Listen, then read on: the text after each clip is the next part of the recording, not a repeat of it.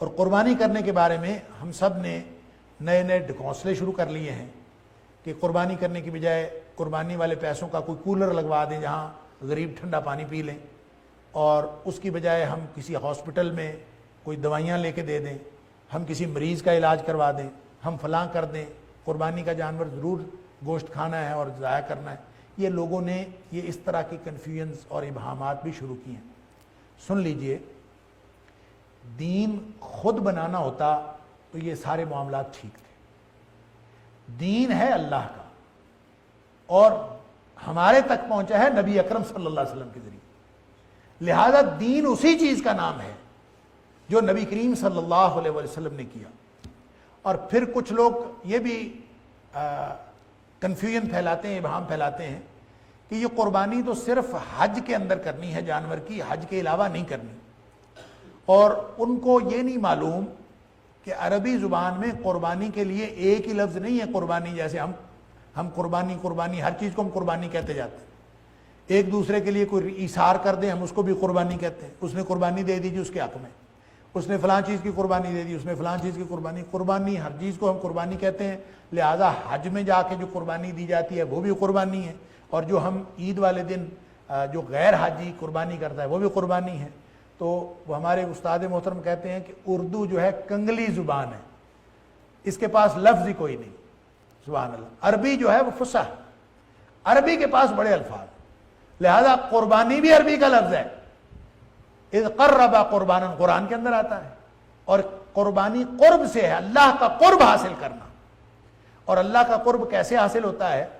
وہ ویسے ہی حاصل ہوگا جیسے اللہ نے قرآن میں فرمایا یا نبی کریم صلی اللہ علیہ وسلم نے فرمایا، ویسے ہی حاصل ہوگا، اپنی طرف سے بنانے سے قرب حاصل نہیں ہوگا۔ اور وہ قربانی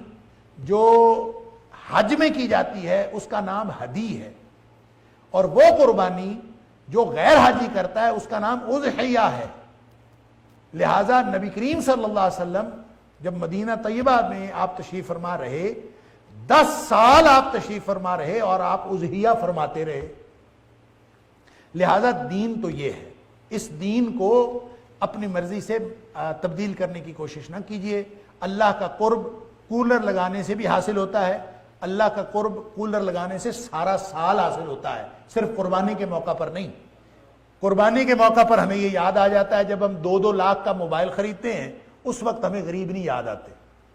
جب ہم اپنے گھروں کے اندر خرچہ کر رہے ہوتے ہیں اس وقت ہمیں غریب نہیں یاد آتے۔ جب ہم لاکھوں روپے کی گاڑی خرید رہے ہوتے ہیں، جب ہم کروڑوں روپے کا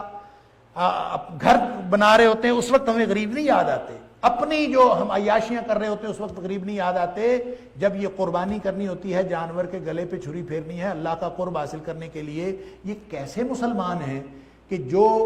حضرت ابراہیم علیہ السلام کی سنت ابراہیمی پورا کرتے ہیں، اور ابراہیم علیہ السلام نے جانور قربان کیا تھا۔ کیا قربان کیا تھا؟ ابراہیم علیہ السلام نے بیٹا قربان کیا تھا۔ ان مسلمانوں کو تو شکر ادا کرنا چاہیے، ہم سارے مسلمانوں کو شکر ادا کرنا چاہیے کہ اللہ نے ہمیں بیٹے قربان کرنے کے لیے نہیں کہا۔ وہ اگر اپنے قرب کے لیے ہم سے بیٹے بھی مانگ لیتا تو اس کے دیے ہوئے ہیں وہ مانگ لیتا۔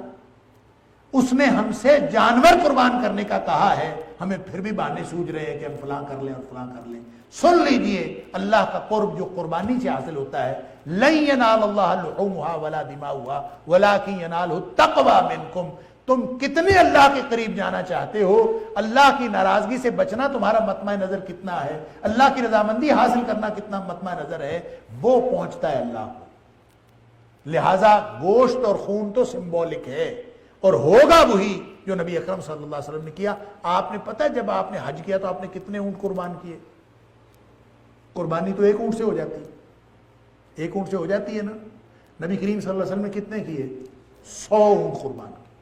اللہ اکبر، ایک اونٹ سے قربانی ہو جاتی ہے، اور اس دور میں جہاں لوگوں کے گھروں میں کھانا نہیں ہوتا تھا، 2-2 مہینے چولہا نہیں جلتا، نبی کریم صلی اللہ علیہ وسلم 100 اونٹ قربان کریں۔ اور آج کا مسلمان کروڑوں روپے کے گھر میں رہ کر اور کروڑوں کی گاڑی میں بیٹھ کر، لاکھوں کا موبائل جیب میں ڈال کر، وہ چند ہزار کا جانور لیتے وقت اس کو یہ بیماری پڑتی ہے اور موت پڑتی ہے صرف ذی الحج کے ان 10 دنوں میں۔ کہ جناب غریبوں کا اس کو درد ستاتا ہے، یہ کرنا ہے وہ کرو، سارا کچھ کرو، گھر بیچو اور کرو، اپنی عیاشیاں چھوڑو اور کرو۔ لہذا یہ 10 دنوں میں کرنے والا جو قربانی کا عمل ہے، نبی اکرم صلی اللہ علیہ وسلم نے فرمایا یوم النحر، اس کو کہتے ہیں قربانی والا دن، اور نبی کریم صلی اللہ علیہ وسلم نے عید کے خطبے میں ارشاد فرمایا کہ آج کے دن میں کوئی عمل اللہ کو اتنا زیادہ پسند نہیں ہے جتنا زیادہ عمل اللہ کو قربانی کرنے کا پسند ہے۔ گویا جو رات کو اٹھ کے تہجد پڑھ رہا ہے وہ بھی اتنا پسند نہیں ہے، جو عید پڑھ رہا ہے، جو اس دن شہید ہو رہا ہے، اس دن کوئی بھی عمل کر رہا ہے، جہاد فی سبیل اللہ کر رہا ہے، نبی کریم صلی اللہ علیہ وسلم نے سویپنگ سٹیٹمنٹ دی، آپ نے کہا کوئی عمل آج کے دن میں اللہ کو اتنا پسند نہیں ہے جتنا قربانی کا عمل پسند ہے۔ اور پھر اگر کوئی یہ لاکھوں روپے کے، جو میں نے عرض کیا کہ جتنی اپنی سوشل سٹیٹس، اپنا فائنینشل سٹیٹس ہونے کے باوجود جو قربانی نہیں کرتا اور بہانے ڈھونڈتا ہے، نبی کریم صلی اللہ علیہ وسلم جس کے پاس استطاعت ہو، من یوجد ساعتا، جس کے پاس استطاعت بھی ہے وہ بکرا خرید سکتا ہے، وہ بیل میں حصہ ڈال سکتا ہے، وہ کر سکتا ہے، اس کے پاس استطاعت ہے، ولم یضحی، پھر بھی قربانی نہیں کرتا، استطاعت ہے، کر سکتا ہے۔ اور سن لیجئے، استطاعت سے مراد بھی لوگوں نے غلط فہمی پیدا کی ہوئی ہے کہ صاحب نصاب و زکوٰۃ والا نصاب، نہیں، کوئی نہیں، زکوٰۃ والا نصاب قربانی کرنے کے لیے نہیں ہے، صرف اس کے جو روزمرہ کے اخراجات ہیں جس سے وہ اپنے بچوں کا پیٹ پالتا ہے، اگر گھر بار کا بچوں کا پیٹ پالنے کے علاوہ جو ضرورت، اس کی ضروریات زندگی معمول کی، اس کے علاوہ اگر اس کے پاس قربانی خریدنے کے پیسے ہیں تو اس کے پاس استطاعت ہے۔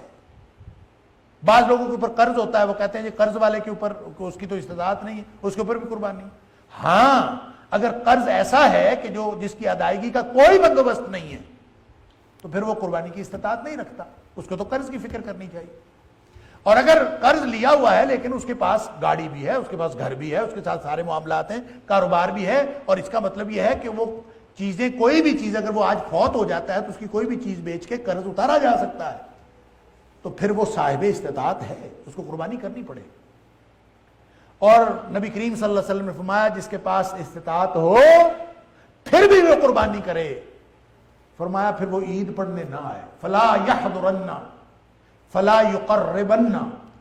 وہ ہماری مسجد کے، ہمارے مصلانا،